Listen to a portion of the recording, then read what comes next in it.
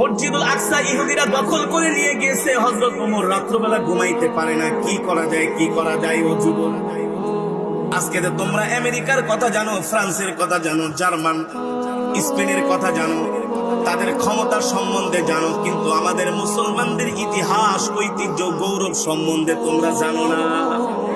আমরা মুসলমান তো আসলে বীরের জাতি। মসজিদুল আকসা ইহুদিরা দখল করে রাখবে আর ওমর এটা মানবে, এটা হইতে। হযরত ওমর কেমন শাসক, রাত্রবেলা ঘুমাইছে, ঘুম আসে না, ফজরের নামাজ পড়ে খালিদ ইবনুল ওয়ালিদকে ডাকলেন, খালিদ ইবনুল ওয়ালিদ এদিকে আসো।